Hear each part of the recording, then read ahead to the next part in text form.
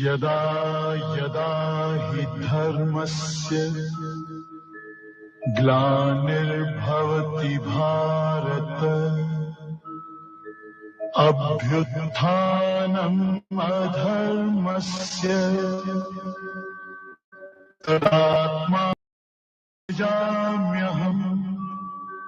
परित्राणाय साधूनां विनाशाय च दुष्कृताम् धर्म संस्थापनार्थाय संभवामि युगे युगे।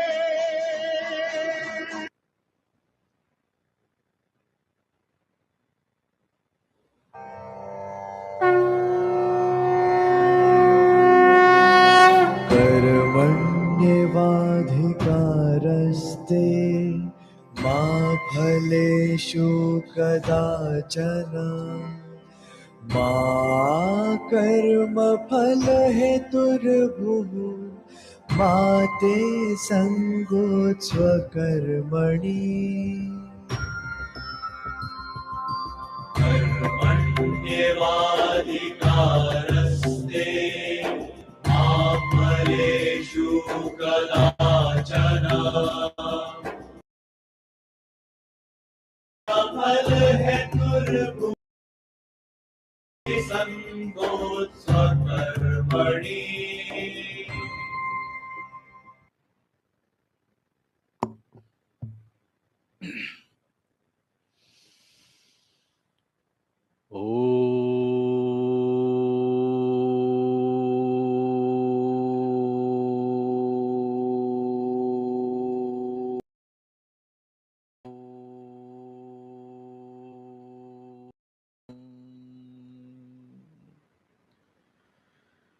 श्री परमात्मने नमः। श्री गणेशाय नमः। श्री सरस्वत्यै नमः। श्री गुरुभ्यो ॐ नमो भगवते वासुदेवाय।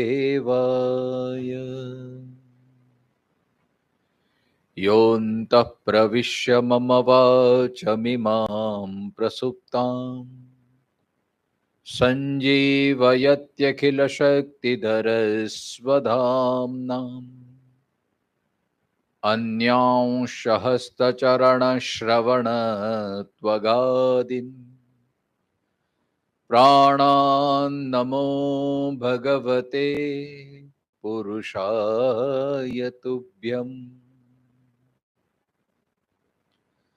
वसुदेवसुतं देवं कंसचाणूरमर्दनं देवकी परमानन्दं कृष्णं वन्दे जगद्गुरुं। गुरुब्रह्मा गुरुविष्णु गुरुदेवो महेश्वर गुरुसाक्षात् परब्रह्म तस्मै श्री गुरवे नमः। मूकं करोति वाचालं पंगुर्लंघयते गिरिं यत्कृपातमहं वन्दे परमानन्दमाधवम्। श्री कृष्ण कन्हैया लाल की जय।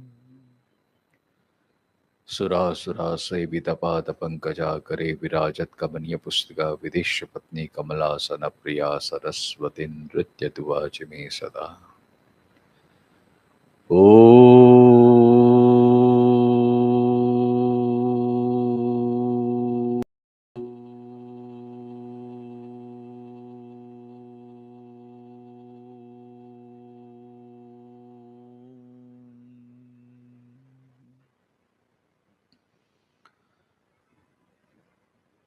श्रीमद् भगवद गीता का 15वां अध्याय अति महत्वपूर्ण, अति ज्ञान सबर। ये जो 15वां अध्याय में भगवान ने जो बातें कही हैं, इसी से ही शास्त्र का ये पारितोषिक भगवत गीता के लिए कहा जाता है। भगवान खुद बोले कि इति और गुह्य शास्त्र है। शास्त्र का मतलब वो होता है जो हमें शासन करे, मतलब हमको व्यवस्थित रखे, हमें मार्गदर्शन करे। शास्त्र का अभिप्राय, शास्त्र का अध्ययन क्यों करना चाहिए? शास्त्र से हमारी अंतःकरण की वृत्ति शुद्ध होती है, जिससे हमारा मन, हमारी बुद्धि, हमारा चित्त, हमारा अंतःकरण धीरे धीरे उसका मेल दूर हो और अंतःकरण शुद्ध हो। मन की शुद्धि जो कराने वाला हो वही शास्त्र कहा जाता है। जो हमारे मन को बहकावे, हमारे मन को विचलित करे, हमारे मन को कंफ्यूज करे, नेगेटिविटी भर दे या बड़े बड़े प्रलोभनों दिखाए, वो शास्त्र के कक्षा में नहीं आता है। गीता को शास्त्र इसके लिए कहा जाता है कि उसमें हमारा स्व का परिचय दिया जाता है। हम कौन हैं, हम किस लिए आए हैं, किसके कारण आए हैं, किसने भेजा है, और ये मन बुद्धि चित्त अहंकार ये क्या है और इसकी शुद्धि कैसे हो, ये बताने का प्रयास। इसके लिए गीता को शास्त्र कहते हैं। वैसे भागवत में, भागवत पुराण भी शास्त्र है। क्यों? भागवत में भी ये बात आता है कि इससे मन की शुद्धि करने वाला और कोई उपाय नहीं है। इतस्मात् न परम मन शुद्धे न विद्यते, ऐसा भागवत का शब्द है। जो मन की शुद्धि करने वाला हो, मतलब हमारे मन को जो शुद्ध करे, आत्मज्ञान की वृद्धि कराए, परमात्मा की ओर लेके जाए, वो सब शास्त्र है। इसमें ये 15वां अध्याय इसलिए बहुत महत्वपूर्ण है। वैसे तो पूरी गीता महत्वपूर्ण है, पूरी गीता ही शास्त्र है, लेकिन उसमें भी भगवान ने अमुक अमुक अध्याय में ऐसी सीक्रेट बात कह दी है। जहां जहां अत्यंत ज्ञान की बात आती है ना, वहां आप गौर करेंगे, वहां अर्जुन का प्रश्न नहीं है। लगभग आप देखेंगे दरेक अध्याय में अर्जुन ने प्रश्न किया है और फिर भगवान ने उनका उत्तर देने की शुरुआत की है। लेकिन 3-4 अध्याय कुछ ऐसे हैं, एक तो 7वां अध्याय, एक 9वां अध्याय है, एक 13वां अध्याय है और एक 15वां अध्याय है। भूल चुक लेने देने, मैं इतना अज्ञान, लेकिन जो जहां तक मेरी समझ में है, ये अध्याय में आप देखेंगे अर्जुन ने कोई प्रश्न नहीं किया है और भगवान ने पूरा उसका ये कर दिया है। और ये आप देखेंगे 7वां अध्याय ज्ञान विज्ञान योग, 9वां अध्याय राज विद्या राजगुह्य योग, 13वां अध्याय क्षेत्र क्षेत्रज्ञ विभाग योग और 15वां अध्याय पुरुषोत्तम योग। दूसरी बात इसी तरह से जहां एकदम गुह्य बात होती है तो बिना पूछे ही, जैसे तो शास्त्र का नियम के बिना पूछे कुछ कहना नहीं चाहिए, लेकिन जहां प्रियता आ जाती है, आत्मीयता आ जाती है, तो वहां बिना पूछे भी अपनी दिल की बात कह देनी चाहिए। तो यहां भगवान ने अपनी दिल की बात कहते हैं, और जहां जहां भगवान अपनी दिल की बात कहते हैं वहां अर्जुन का कोई प्रश्न नहीं होता है। ऐसा ही 15वां अध्याय है पुरुषोत्तम योग। पुरुषोत्तम योग माने अलग अलग विद्वानों ने बहुत इसकी विशद व्याख्या की है। हम पुरुष हैं, पुरुष के अंश है, पुरुष से जो हम पुरुषोत्तम की यात्रा कराते। 14वें अध्याय के अंतिम 2 श्लोक में जो अव्यभिचारी भक्ति करता है, भगवान कहते हैं कि वो संसार सागर को पार करता है और फिर कहां जाता है, बोलता है मुझे प्राप्त। तो ये भगवान कौन है, यहां भगवान ने अपना खुद का परिचय दिया है, इसलिए पुरुषोत्तम योग है। पुरुषों में जो उत्तम है, श्रेष्ठ में जो श्रेष्ठ है वो पुरुषोत्तम है।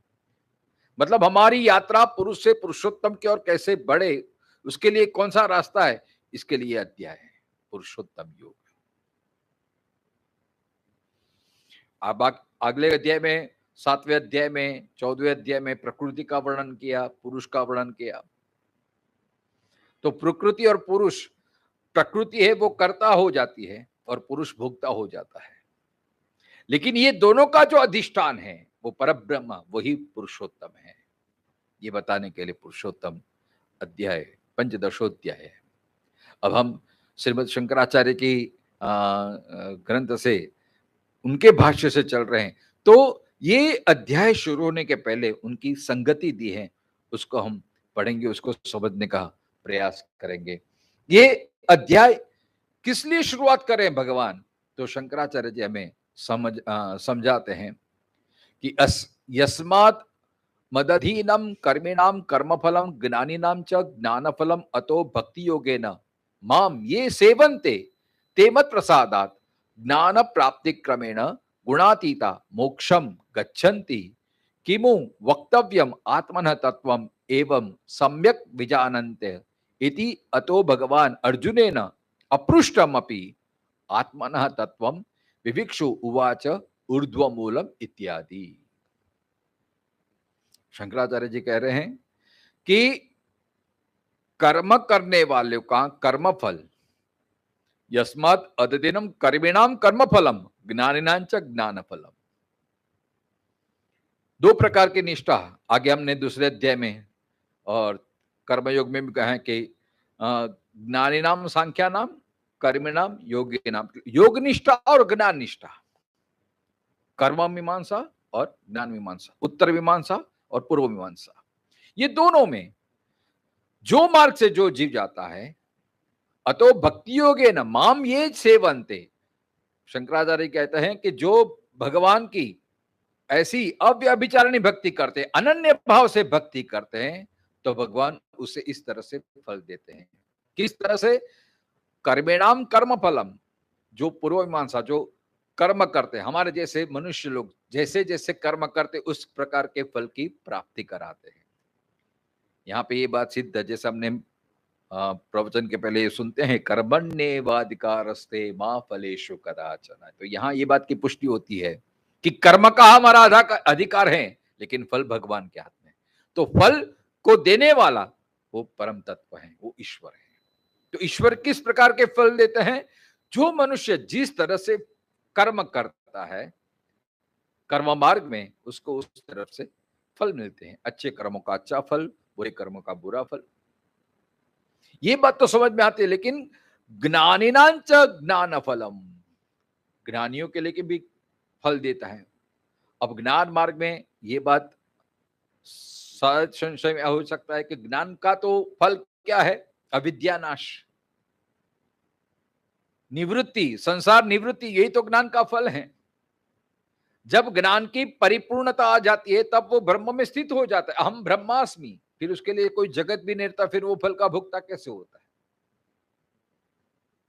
तो यहां पे शंकराचार्य कहते हैं कि मत प्रसादात ज्ञान प्राप्ति क्रमेण, ज्ञान प्राप्ति क्रमेण माने अब उसे ज्ञान तो प्राप्त हो गया है, लेकिन उसका ज्ञान ठीक पाए और ज्ञान के मार्ग में चलते रहे, उसके लिए भगवान प्रकृति के द्वारा ऐसी व्यवस्था करा देते हैं कि उसे अनायास शास्त्र मिल जाते हैं, संत मिल जाते हैं, ऐसा वातावरण मिल जाता है जिससे वो और ज्ञान के मार्ग पे चरे वेती और चलते जाता है, चलते जाता है, चलते जाता है। तो ये सब भगवान की ही कृपा है। मतलब इससे ये बात सिद्ध होती है कि आप जिस मार्ग पे चलना चाहते हैं, हमारी तरफ से क्या होना चाहिए? चलना चाहिए। बस एक बार आप प्रयास तो करो, बाकी सबकी सब व्यवस्था भगवान कर देते हैं। मैं मेरा अनुभव कह सकता हूं कि ये दावे से कह सकता हूं कि भगवान अवश्य हमारे ये करते हैं। दृढ़ इच्छा होनी चाहिए, फिर भगवान कैसे भी व्यवस्था कर देते हैं। ज्ञानियों के लिए ज्ञान की इस तरह से व्यवस्था कर देते हैं। और गुणातीता मोक्षम गच्छन्ते किमु वक्तव्यम आत्मनः तत्वम एवं सम्यक विजानते इति अतो भगवान अर्जुनेन। तो भक्ति योग से मुझे जो बचते हैं वे मेरी कृपा से गुणातीत होकर ज्ञान प्राप्ति के क्रम से मोक्ष लाभ करते हैं। मतलब भक्ति से दो फायदे होते हैं, भगवान अच्छा फल भी देते हैं।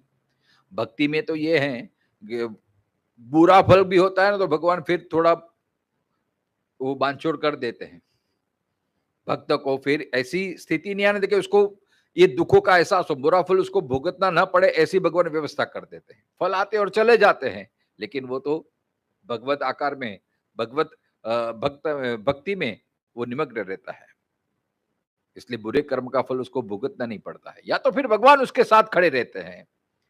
तो इस तरह से, और ज्ञान प्राप्ति के लिए क्रम से मोक्ष लाभ कराते हैं। तो फिर आत्म तत्व को यथार्थ जानने वाले लिए तो कहना ही क्या है। मतलब जो आत्म तत्व को ज्ञान की जिसको पिपासा है, तो भगवान क्या नहीं कर सकते हैं। मतलब आप थोड़ा बस इच्छा तो कीजिए, आप थोड़ा प्रयत्न कीजिए। इसलिए भक्ति मार्ग में कहा ना कि आप एक कदम चलते तो ईश्वर 100 कदम सामने चल के आते हैं। लोग शिकायत बहुत करते कि मुझे करना है लेकिन ऐसा कुछ वातावरण नहीं बनता, ऐसा कुछ ये नहीं करता, प्लानिंग नहीं हो रहा है, क्या नहीं हो रहा है। अरे बस आप एक बार दृढ़ निश्चय कर लीजिए, बस अपने आप सब भगवान रास्ते कर देते हैं। सुतराम अर्जुन के न पूछने पर भी अपना तत्व कहने की इच्छा से भगवान ऊर्ध्व मूलम इत्यादि वचन बोल रहे हैं।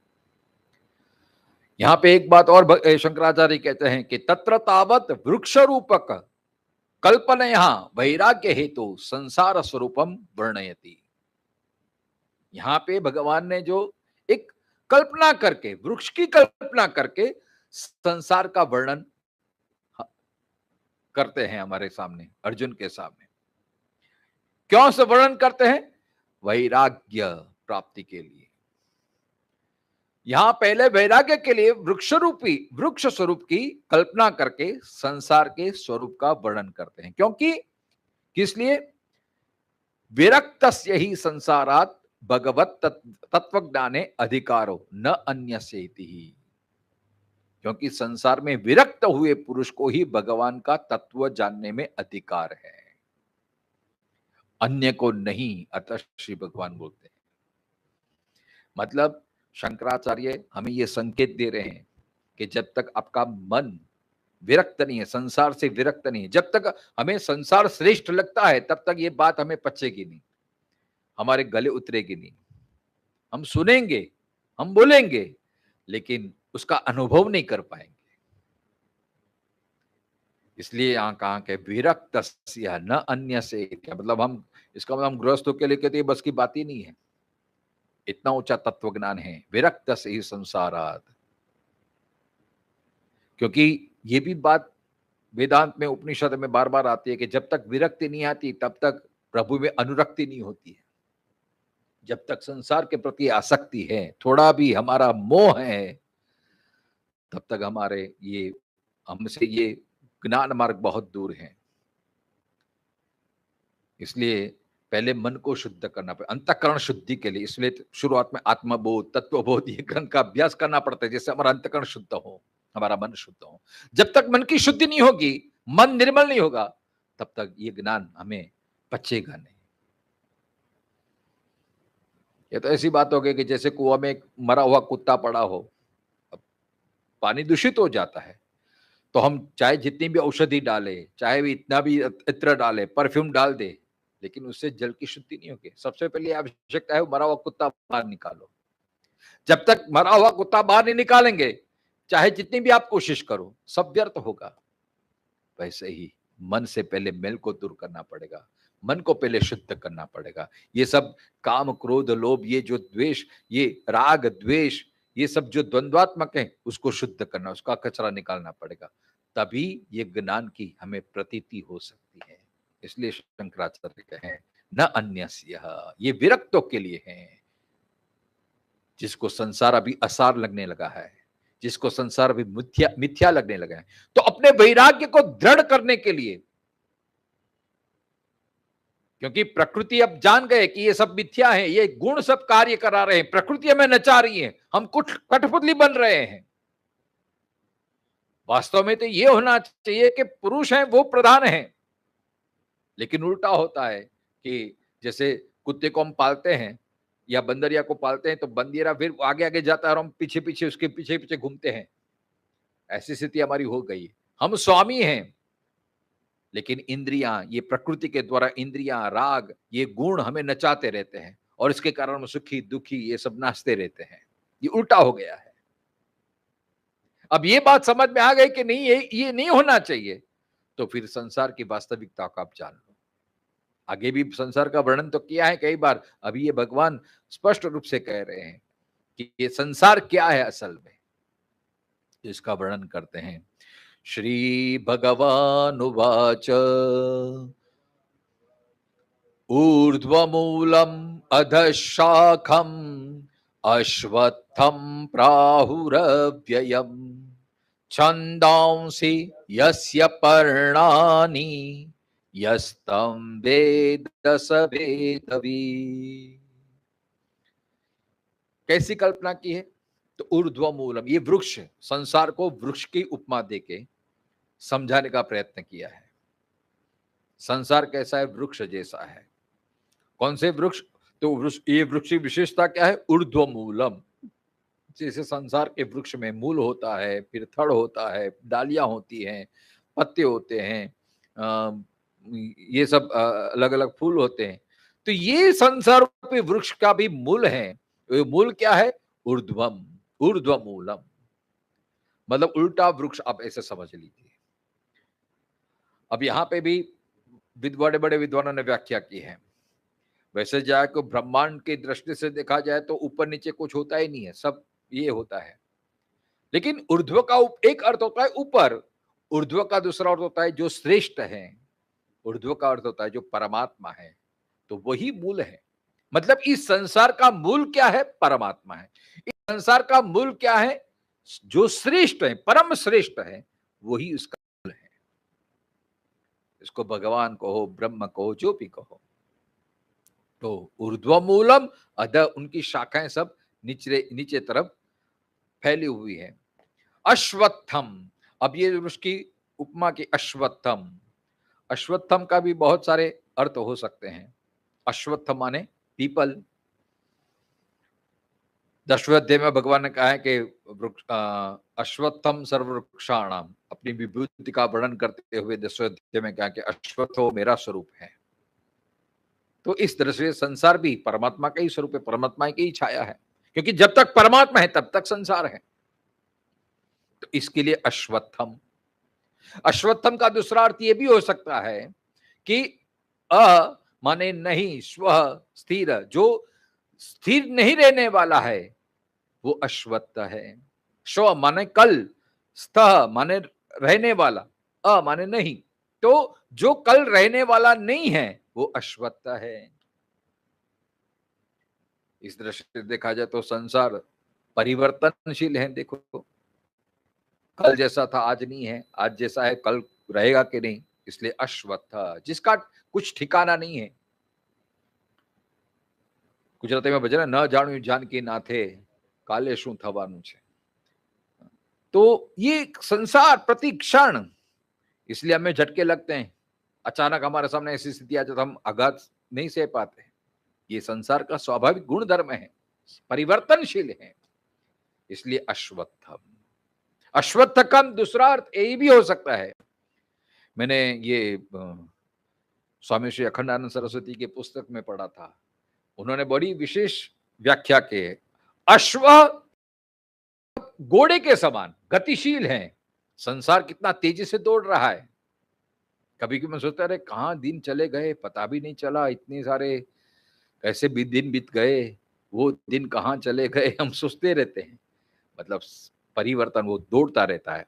अश्वैव धावति इति अश्वत्थ, घोड़े के समान दौड़ रहा है। संसरति इति संसार, जो प्रत्येक क्षण सरता रहता है, बहता रहता है। गच्छति इति जगत, जो जाता रहता है, अश्व की तरह दौड़ता रहता है, दौड़ता रहता है। इसके लिए अश्वत्थ। तो इससे बहुत विशेषता है। अश्वत्थ की क्यों उपमा दी? क्योंकि अश्वत्थ की एक विशेषता है। देखो, बाकी सारे पेड़ हम उगाते हैं, लेकिन अश्वत्थ पीपल ऐसा है कि उसको उगाने की जरूरत नहीं है, वो अपने आप उगता नहीं है।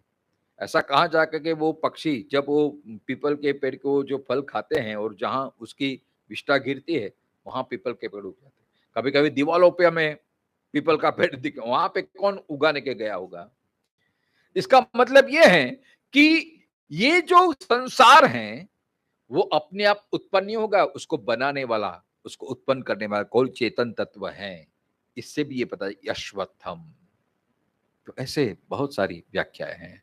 अश्वत्थम प्राहुरव्ययम, प्राहु माने ऐसा कहा जाता है, और यहाँ पे मैं अव्ययम, अव्यय माने जिसका कभी व्यय नहीं होता है। अब यहाँ दो विरोधाभास हो गया। एक तरफ ऐसा बोलता है कि जो स्थिर नहीं टिकने वाला है, और दूसरी बात बोलता है कि अव्यय, जिसका कभी नाश नहीं होता है। इसका ये मतलब है कि परिवर्तनशील है संसार, प्रतिक्षण परिवर्तनशील है, बहता रहता है, लेकिन ये प्रक्रिया निरंतर चलती रहती है, जैसे नदी का प्रवाह बहता रहता है। अब व्यावहारिक दृष्टि से देखा जाए तो जो हम बोलते हैं कि ये पानी, तो जिस पानी में हम पैर बोते हैं उस पानी में हाथ भी नहीं, क्योंकि वो पानी तो कब का बह गया, लेकिन ये बहना निरंतर चालू रहता है, इसके बोलते हैं कि नदी बह रही है, ये नदी है। वैसे ही इस संसार में देखो परिवर्तन कितना होता रहा, ये चलता ही रहता है, चलता रहता है। आज हम हैं, फिर कल नहीं रहेंगे, हमारे लड़के रहेंगे, पहले हमारे दादा थे, पुरखे थे, सब परिवर्तन, लेकिन ये निरंतर चलता रहता है। जैसे पंखा स्पीड में चलता रहता था, एक ऐसा स्थिर, पुराने जमाने में लोग भंबड़ो, उसको हिंदी में क्या बोलते हैं, वो ऐसा डोरी से गिराते थे, चक्कड़ी फिराते थे, तो इतनी स्पीड में हो जाते थे, एक क्षण में इतनी स्पीड पकड़ लेते तो हमको ऐसा स्थिर जैसे भासती है, लेकिन वो तब तक गतिशील है ऐसे। वैसे ही ये अव्यय माने निरंतर चलता रहता है। देखो जो आज हम देख रहे हैं कल देखने को न मिले, लेकिन स्थिति तो वैसी की वैसी बनी रहती है। जैसे ये प्रेमपुरी आश्रम है, अब इसके साथ मेरा बचपन से नाता है, कॉलेज के वक्त सब कितने कितने देखो परिवर्तन हो गए। पहले भाई शंकर भाई पुरोहित थे, फिर हरि भाई ड्रेस वाला, ये सब बड़े आदर्श रहते हैं, इतनी उनके स्मृति में आता है मुझे। और आज कितना आज प्रकाश भाई हैं, पहले प्रेमपुरी की कुछ अलग व्यवस्था थी, आज कितना सब चेंज हो गया, लेकिन प्रेमपुरी है, लेकिन अंदर से सब चेंज होता रहता है। वैसे संसार तो रहता है, लेकिन निरंतर निरंतर सब चेंज होते रहते हैं। घर में भी हम जब लेते हैं तब नया नया रहता है, फिर पुराना हो जाता है, फिर रिनोवेशन कराता है। घर तो रहता है, लेकिन घर की चीज बदलते रहते हैं, कभी फर्नीचर बदल जाता है, कभी ये बदल जाता है। तो ये इस रूप में अश्वत्थ है, और लेकिन अव्यय है। इस संसार में कितने लोग आते हैं चले जाते हैं, आते चले जाते हैं, निरंतर ये आना जाना चलता ही रहता है, इसलिए चक्र चालू रहता है। संसार तो वैसा का वैसा रहता है, इसलिए अव्ययम, इसका कभी व्यय नहीं होता है। तो छंदांसी यस्य पर्णानि, अब इनके जो छंद माने वेद, वेद की ऋचाएं, तो ये उसके पत्ते हैं। छंदांसी यस्य पर्णानि यस्तम वेद स वेदविद, इस प्रकार जो जानते हैं वही सच्चा वेदविद है, माने वही ज्ञाता है। ऐसा इस श्लोक का सरल अर्थ है। अब देखिए शंकराचार्य जी ने अपनी व्याख्या में क्या कहा है, इसका हम देखते हैं। ऊर्ध्वमूलम कालतः सूक्ष्मत्वात् कारणत्वात् नित्यत्वात् महत्वाच्च ऊर्ध्वम उच्यते ब्रह्म।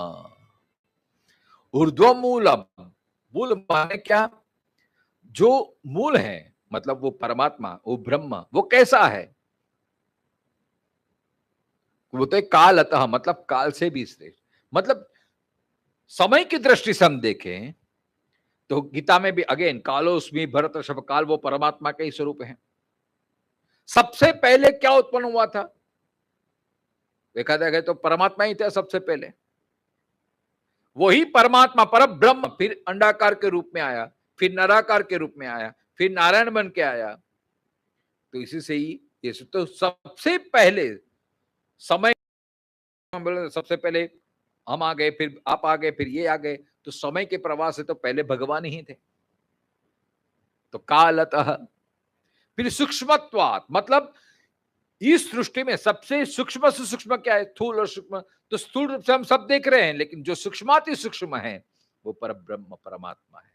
इस दृष्टि से भी जो समष्टि है वो, फिर कारणत्वात्, सबका कारण, मतलब ये सृष्टि का कारण कौन है, तो कहे परमात्मा है।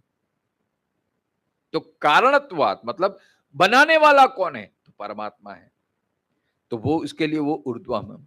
फिर नित्यत्वाद, नित्य की दृष्टि से, मतलब टिकाऊ कौन है, संसार है कि परमात्मा, तो परमात्मा है। जैसे उपादान और एक कारण मिट्टी और गड़ा। तो गड़ा है उसका आयुष्य कम है, गड़ा फूट भी जाता है, लेकिन मिट्टी वो निरंतर रहती है, वो नित्य है। जैसे गहना और सुवर्ण, सुवर्ण नित्य है और गहना वो तो कभी विचलित होता है, कभी विटी बनाते हैं, कभी चेन बनाते हैं, कभी ब्रेसलेट बनाते हैं, फिर उसको पिघल देते वापस सोना बन जाता है। इसी तरह से नित्यत्वाद मतलब संसार तो अनित्य है, संसार परिवर्तनशील है, लेकिन नित्य कौन रहने वाला है? संसार नित्य नहीं है, जो परमात्मा है वही नित्य है, नित्यत्वाद। तो इस तरह से शंकराचार्य जी हमारे मन में स्पष्ट कर रहे हैं कि जो ऊर्ध्व मूल है वो मूल कैसा है, वो परमात्मा कैसा है। इस दृष्टि से वो बता रहे हैं कि ये मूल है वो इस तरह से श्रेष्ठ है और वही परब्रह्म है। तो महत्वाद सबसे व्यापक ऐसा, और ऊर्ध्वम स्थूल ऊर्ध्वम उच्यते मतलब इन सबको ऊर्ध्व बोलते हैं, मतलब श्रेष्ठ। ऊर्ध्व का अर्थ होता है ऊपर, ऊर्ध्व का होता है श्रेष्ठ।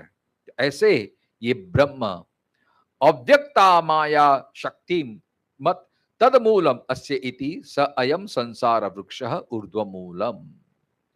तो ऐसी ये अव्यक्त माया शक्ति युक्त ब्रह्म, मतलब ये सोपातिक ब्रह्म की बात कर सकते हैं। तो सोपातिक ब्रह्म से ये सब पूरा फैला हुआ है, सबसे ऊंचा कहा जाता है और वही सबका मूल है। ऊर्ध्व मूलम की यहां शंकराचार्य ने इस तरह से व्याख्या की है, वेदांत की भाषा है ये सब। तो ये मूल परमात्मा है, वही ब्रह्म सबसे ऊंचा कहा जाता है। व्यवहार की दृष्टि से हम देखें तो कई कई लोग अपना वंश वृक्ष बनाते हैं। कई लोगों को तो देखो पहले ऊपर के पहले दादा परदादा मतलब 7वीं पीढ़ी में ये हैं, फिर उनके 2 बेटे 1 बेटी, तो उनका नाम, फिर उनका परिवार, उनके बच्चे, तो कैसा फिर फैलता जाता है, अनेक हो जाता है। ऐसे ये वंश वृक्षावली है। वैसे भागवत में भी आता है ना, पहले पर ब्रह्म परमात्मा अव्यक्त, फिर उससे नारायण, फिर उससे ब्रह्मा, फिर उससे फिर मानस पुत्र, फिर वो मनु और शत्रुपा, फिर उनकी बेटी करदम देवहूति, उत्तानपाद, फिर उसकी सारी वंशावली, फिर उसकी बेटियों का विवाह, फिर कैसे कैसे इसे फैलता गया। इसी तरह से ऊर्ध्व मूलम माने पहले जगत में, जगत के पहले परमात्मा ही थे, फिर उन्होंने ही अब ये सारा करा, ये किया है। तो इस तरह से ये ऊर्ध्व मूलम अधशाखम। अब यहां ऊर्ध्व मूलम इति, अब ये बात कठोपनिषद में भी आती है, पूरा उसमें भी अश्वत्थ मूल के ऐसे भाव किया है। हाँ? और यहाँ पे शंकराचार्य जी ने पुराण का भी श्लोक व्यक्त किया है। अब ये कौन से पुराण में है प्रकाश भाई, ये मुझे अब बता स्वामी जी से। शंकराचार्य ने उल्लेख नहीं किया है कि कौन से, लेकिन उनको उनमें ये पुराण का दृष्टांत दिया है। शंकराचार्य जी ज्यादातर पुराण का दृष्टांत कभी देते नहीं, लेकिन इसमें उन्होंने ये पुराण के श्लोक उद्धृत करके दृष्टांत के रूप में ये बात दृढ़ की है। कौन से श्लोक हैं? अव्यक्त मूल प्रभवस्तस्यैवानुग्रहोत्थितः बुद्धिस्कन्धमयश्चैव इन्द्रियान्तरकोटरः महाभूत विशाखश्च विषये पत्रवांस्तथा धर्मा धर्म सुपुष्पश्च सुख दुःख फलोदयः आजीव्य सर्वभूतानां ब्रह्म वृक्ष सनातनः एतद् ब्रह्मवनं चैव ब्रह्माचरति नित्यशः एतत् छित्त्वा च भित्त्वा च ज्ञानेन परिमासिना ततश्चात्मरतिं प्राप्यं तस्मान्नावर्तते पुनः इत्यादि। शंकराचार्य ने पुराण का श्लोक उद्धृत किया है कि अव्यक्त मूल प्रभवस्तस्यै, जो अव्यक्त रूप मूल से उत्पन्न हुआ। पर ब्रह्म कौन सा है? अव्यक्त है। 12वें अध्याय में भी निर्गुण ब्रह्म के जो सब उपाधि दी है, तो अव्यक्त रूप मूल से उत्पन्न हुआ, उसी के अनुग्रह से बड़ा हुआ। मतलब ये देखो वृक्ष तब तक टिका हुआ है जब तक मूल सलामत है तब तक है। अगर मूल आप काट दो तो पूरा वृक्ष बेकार हो जाएगा। मूल सलामत है और उसके आप डाली निकालो, पत्ते निकालो, अपने आप वापस आ जाते हैं। इस तरह से यथा ब्रह्मांडे तथा पिंडे, इस दृष्टि से देखा जाए तो ये हमारा शरीर भी एक वृक्ष है, और वृक्ष का मूल क्या है? बुद्धि। ये बेजा, ये हमारा मूल है, और सब बाकी नीचे सब शाखाएं हैं। न करे नारायण, शरीर का एक अंग भी टूट जाए तो आदमी टिक पाता है, लेकिन जब ये निकल जाता है तो सारे अंग होते हुए भी आदमी बेकार हो जाता है। समझते कि नहीं? ऐसे कई व्यक्ति होते हैं जो सारी जिंदगी चैन पे रहते, लेकिन बुद्धि सलामत है, कहीं ना कहीं पहुंच जाते हैं। वो अपने एक ऑस्ट्रोमेट के कौन था, नहीं, वो साइंटिस्ट था, कोई चेयर पे रहता था, आइंस्टाइन। पूरी जिंदगी चेयर पे रही, मतलब सारे अंग बेकार हो गए थे, लेकिन ब्रेन बहुत पावरफुल था। तो चेयर पे बैठे बैठे वो संशोधन वो सब करते रहते थे। और एक तरफ सब कुछ सलामत है लेकिन बुद्धि नहीं है तो आदमी बेकार हो जाता है। इसलिए ये मूल है। तो इस तरह से तो अव्यक्त मूल से उत्पन्न हुआ, उसी के अनुग्रह से बड़ा हुआ, बुद्धि रूप प्रधान शाखा से, मतलब हिरण्यगर्भ प्रधान शाखा से युक्त, और बीच बीच में इंद्र रूप कोटरों वाला महाभूत रूप। मतलब कोटर माने एक ऐसा पक्षी होता है, जैसे वृक्ष होता है तो फिर वो कोटर क्या करता है, मतलब उसकी चांच इतनी अणीदार रहती है वो उसको निगल निगल के वो अपना घोंसला बना लेते हैं।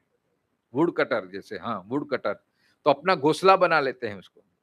इसी तरह से ये कोटर वाला महाभूत रूप शाखा, प्रति शाखाओं वाला, विषय रूप पत्तों वाला, धर्म और अधर्म रूप सुंदर पुष्पों वाला।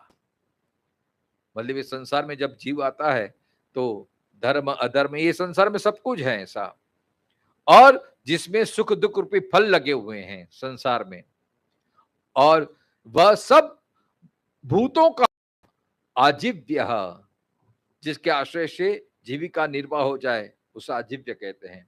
ऐसा सनातन ब्रह्म वृक्ष है, और यही ब्रह्म वचन है। इसी में ब्रह्म सदा रहता है। ऐसे ही इसी ब्रह्म वृक्ष का ज्ञान रूप श्रेष्ठ खड़ग द्वारा छेदन भेदन करके और आत्मा में प्रतिलाभ कराने के लिए वहां से करके फिर वहां से नहीं लौटता इत्यादि। मतलब ऐसा पुराण में वर्णन आया है। मतलब संसार है वो सुख दुख का भी कारण है, जन्म मृत्यु का भी कारण है, भोग और विरक्ता का भी कारण है। तो जिसकी जैसी मतलब रहती है, इसलिए भागवत में वर्णन आता है, निगम कल्प तरोर गलितम फलम शुक मुखाद अमृत द्रव संयुतम। इस संसार में जैसे वृक्ष में पंखी होते हैं, एक पोपट भी होता है, तोता होता है, एक कौवा होता है और गिद्ध होता है। अब तोता जो होता है तो उसकी दृष्टि क्या होता है, अच्छे अच्छे फल पे होती है तो फलों को खाता है। कौवा की दृष्टि क्या होती है कि कौन से किस पक्षी में किसका अंडा परिपक्व है, कौन से बच्चे छोटे हैं, तो उस पे वो नजर होती है। और गिद्ध बैठा है तो उसकी नजर और नीचे हो जाती है, कोई मरा हुआ अंदर है क्या है। वैसे ही संसार में जिसकी जैसी गुण होता है वैसे वो पाता है संसार में। कोई ज्ञान पाता है, कोई भोग पाता है, और कोई और गुणास्पद कर्म करता रहता है। तो यही संसार का वास्तविक। लेकिन जो विरक्त हैं वो संसार को काटना है, मतलब संसार की ऐसी प्रवृत्ति जो हमें विचलित कर दे उससे हमें विरक्त होना है। तो ये बात पुराण के द्वारा शंकराचार्य ने समझाने का प्रयत्न किया है।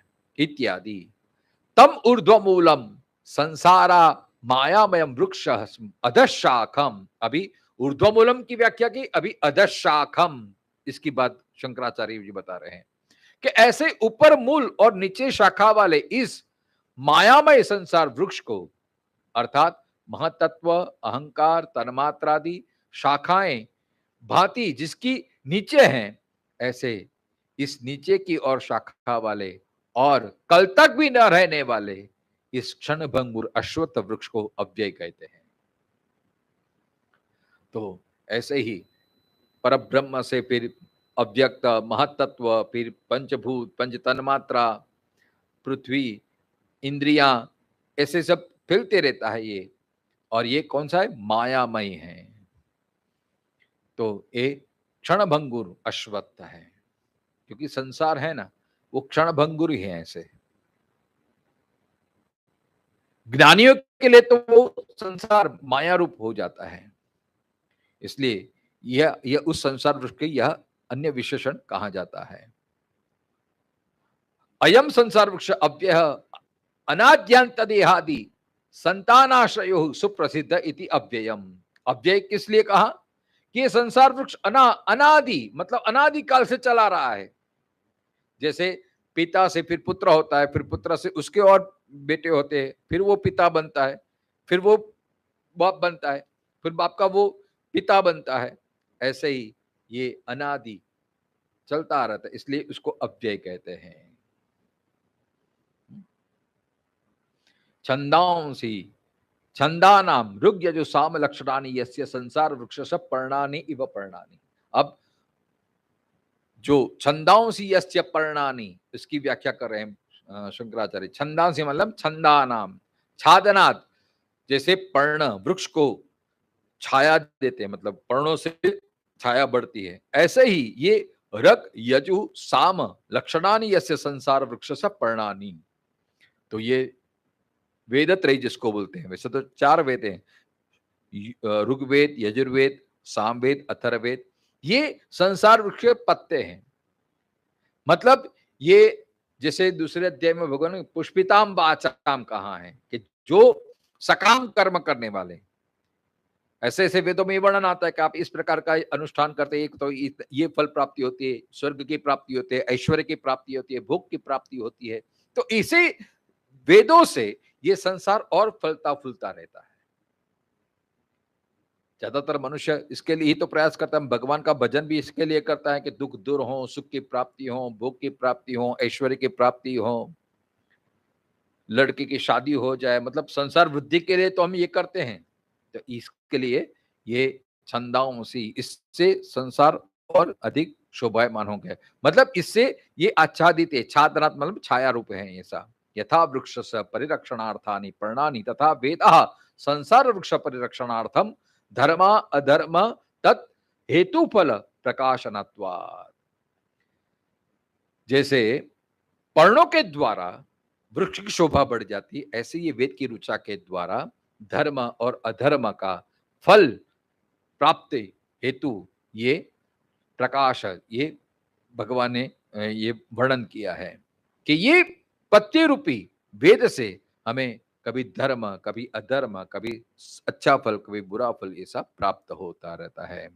तो ऊर्ध्वमूलम अधशाखम अश्वत्थम प्राहुरव्ययम छंदांसी यस्य पर्णानि। तो ये इसी ये वेद है।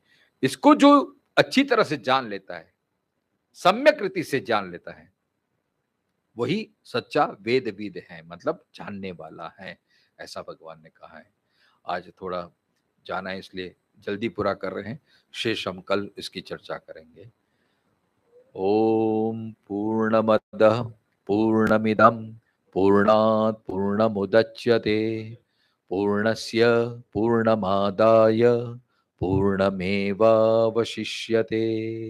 ओम शांति शांति शांति। शंकरं शंकराचार्यं केशवं बादरायणं सूत्रभाष्यकृतो वन्दे भगवन्तौ पुनः पुनः। ईश्वरो गुरु आत्मेति मूर्तिभेद विभागिनी व्योमवत् व्याप्तदेहाय दक्षिणामूर्तये नमः।